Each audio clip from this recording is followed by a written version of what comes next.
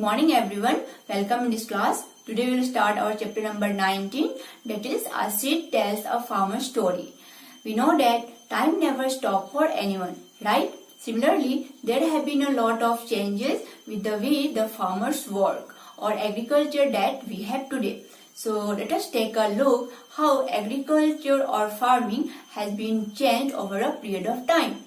Earlier, farmers used to store good seeds from their crops to use it in the next season, but now they usually buy seeds from the market. Earlier they used to grow various types of crops, but now they grow very few crops in their farm, from which they can get good income. So like this, there are many changes in the way of farming that we will discuss through the story.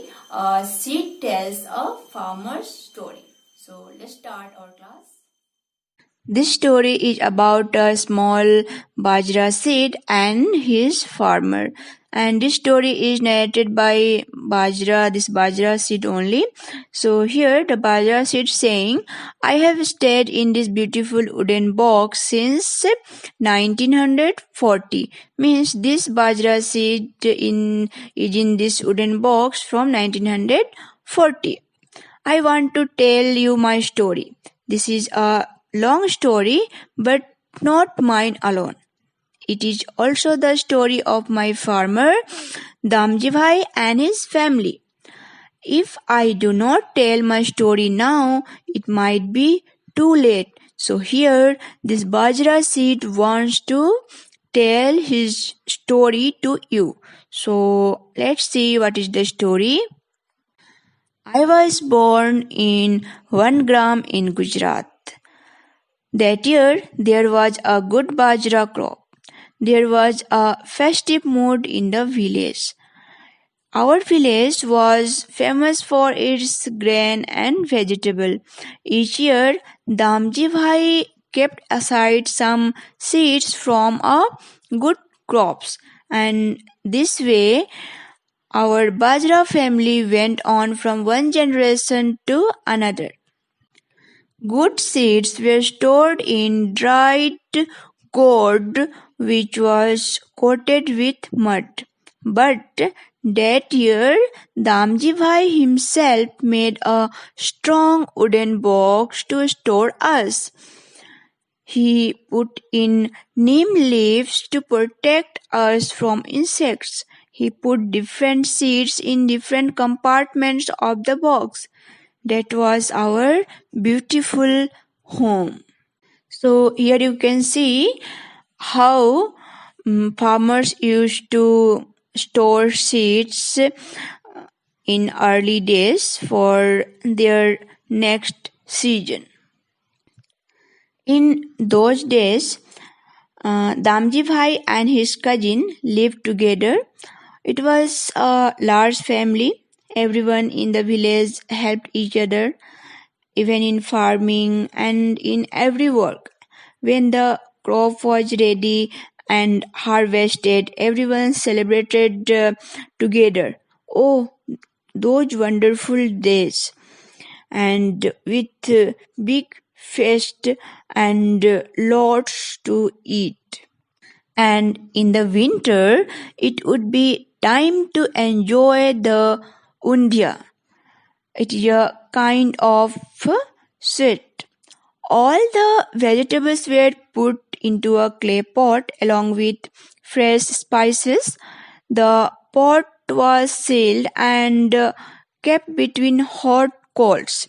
The vegetables cooked slowly in the special cooker on the fields. And Bajra Seed is saying, oh, I forgot, the pot was placed upside down. And that is why the dish was called undia or upside down in Gujarati. Undia would be eaten with bajra roti freshly cooked on the chulha. Oh, what an earthy, delicious flavor! Along with that, homemade butter, curd, and buttermilk was served. Earlier, farmers would grow many different kinds of crops like grains and vegetables according to the season. The farmers kept enough for their needs and sold the rest to shopkeepers from the city. Some farmers also grew cotton. At home, family members spun cotton on a charkha or spinning wheel to make cloth. So this is about the early days, but what happened after few years when times changed? So let's see. Over the years, many changes took place in the village. Some places could get water from the canal. They said the canal brought water from far away, where a dam had been built on a big river. Then, after few years, electricity came, switch on the button, and there was light. People found that only one or two crops like wheat and cotton got better prices in the market. So most farmers began to grow only this. And we all friends, bajra and jowar and also vegetables were forgotten and dismissed, even from Damji Bhai's field. Farmers even began to buy seeds from the market. People said they were new kinds of seeds. So farmer did not need to store seeds from the old crop. Now people in the village cooked and ate together only on very special days. As they ate, they would remember those tasty dishes of old days. When the seeds have been changed, how could food ever taste the same? And with time, Damji Bhai was getting old. His son Hasmukh looked after the fields and the family. Hasmukh was making a lot of money from farming. He rebuilt the old house. He brought new machines for farming. He used an electric motor to pump water. He brought a motorcycle to go to the city easily and also a tractor to plow the field. The tractor could do in a day what the bullocks would take many days to do. And Hasmukh would say, now we are farming wisely. We grow only that we can sell in the market at good price. With profits from our fields, we can improve our life. We can make progress. Here, lying forgotten in the wooden box, these seeds had their doubts. Is all this really progress? There is no longer any need for seeds like us and animals like the bullocks. After the tractor has come, even people who worked on the field are no longer needed because this tractor can do everything alone. How will they earn money? What will they live on? But using these advanced technologies need more and more expenses. The next 20 years saw even more changes. Without cows and buffaloes, there was no cow dung to be used in the field as fertilizer. Hasmukh had to buy expensive fertilizers. The new kinds of seeds were such that the crops were easily affected by harmful insects. Medicines had to be spread on the crops to keep away the insects. And these fertilizers produce bad smell. These had and how expensive they are. Means these fertilizers are very expensive, and after spraying it creates a very bad smell in the area or in the farm. The canal water was not enough for the new crops. All the farmers used pumps to lift water from deep under the ground. To meet all these expenses, loans had to be taken from the bank. Whatever little profit was made was used to repay the loan. But there was little profit. Everyone was growing cotton, so the cotton prices were not as high as before, because everyone is growing cotton. It is available easily in the area, in the market.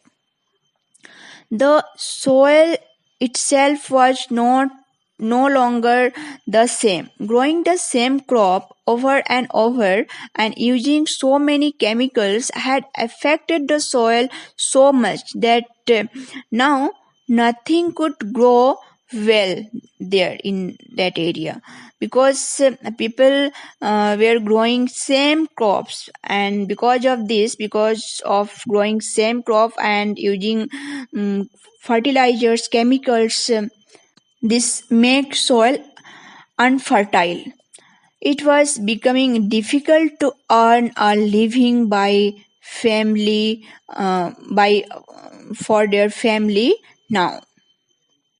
Hasmukh too changed with the times. He is often tense and angry most of the time. His educated son, Paresh, did not want to do farming. He now started work as a truck driver. After all, the bank loans still had to be repaid. Often, Paresh does not come home for days. At times, he is always away for a week. 2 days back, when he came home, Paresh started looking for something, and he asked his mother, "Where is Damji Bhai's wooden seed box? It will be good to keep the screws and tools for the truck." So here you can see why this Bajra seed told you his story. Now you can see that now they have no place for store. This Paresh has taken the box, and now he will keep his screw and tools for the truck. There is one more story about Bhaskar Bhai's farm in Dheri village, Gujarat. When a group of people visited his farm, they were surprised. There were dead leaves, wild plants, and grass everywhere. Some of the tree branches seemed so dry, as if it is eaten by insects. At places, they saw some plants with colorful leaves. They asked Bhaskar Bhai why these plants are here in the farm. Bhaskar Bhai said they were croton plants which gave him a signal when the soil became dry. They were surprised how these plants can give signal. Bhaskar Bhai explained that the roots of the croton do not go deep in the ground. So when the top layer of the soil becomes dry, the croton leaves bend and become limp. This signal tells Bhaskar Bhai which part of his farm needs to be watered. That time, soil was soft and crumbly. They could see tall coconut trees full of fresh coconuts. They thought he must be using some special fertilizers. Bhaskar Bhai said he does not buy fertilizers made in factories. His soil is fertile because of all the dry leaves which slowly rot and mix with it. He dug the soil a little and told them to look. They saw thousands of earthworms. Bhaskar Bhai said, "These are my soil's best friend." The earthworms soften the soil as they keep digging the soil to make tunnels. This way, air and water can easily get into the soil, and the earthworms also eat the dead leaves and plants, and their droppings fertilize the soil. Then one of the group member, Parveen, told them about his uncle in the city who has dug a pit in his garden.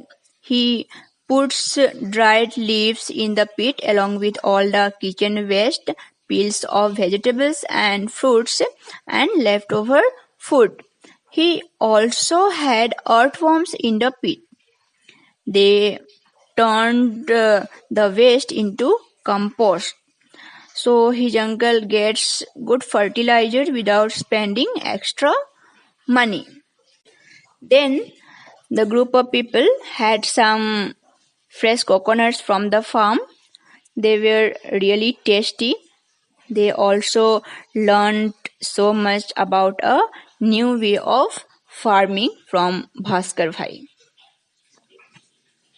So here we have seen that with the development of science and technologies, we are adopting shortcut methods in farming or agricultural field also, and using chemical fertilizers to earn more, to produce more crops and earn more income. But actually this is not development in the field of agriculture. By using these chemical fertilizers, we are making our soil unfertile. And the taste of the crop is not like what we had in early days. Earlier, farmers used to produce crops without using chemicals, without using chemical fertilizers. Now, farmers even do not store their own seed. They buy seeds from market which claims for better production, and these seeds also contains chemicals because these are stored with preservatives which are really not good for our health. So, the main aim of the story is to make you aware about healthy farming and organic farming. We should grow crops without using harsh chemical fertilizers. We should use natural manures like cow dung, kitchen waste, dry leaves, etc. And earthworms. Earthworms are the best friend of the soil, and it is also the indicator of fertile soil. So, this is all about chapter number 19, A Seed Tells a Farmer's Story.